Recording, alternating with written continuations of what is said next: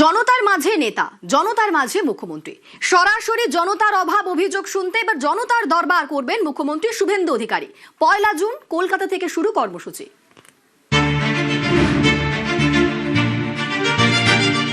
গণতন্ত্রে জনতাই শেষ কথা। জনতা চাইলে সিংহাসনে, না হলে পথে। বিপুল জনমত নিয়ে বাংলায় প্রথমবার ক্ষমতায় এসেছে বিজেপি। এবার সরাসরি সেই জনতার মাঝেই যেতে চান মুখ্যমন্ত্রী। নিজেই তাদের কথা শুনতে চান, বার্তা দিতে চান। জনতার দরবারে মুখ্যমন্ত্রী শুভেন্দু অধিকারী।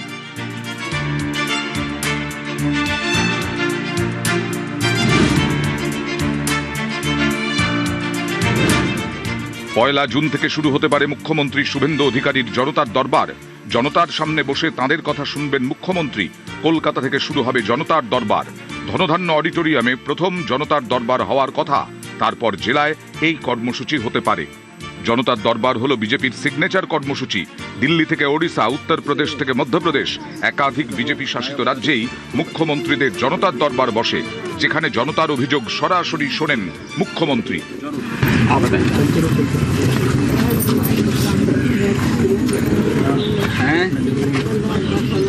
कहाँ पे?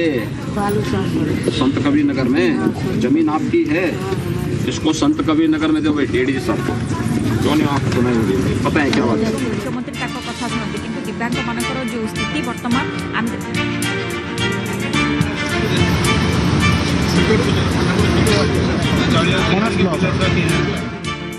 এবার জনতার মাঝে মুখ্যমন্ত্রী শুভেন্দু অধিকারী।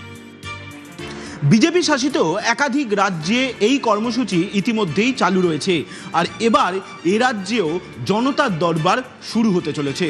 উদ্দেশ্য একটাই, সাধারণ মানুষের অভাব অভিযোগ যাতে অন স্পট সমাধান করা যায়।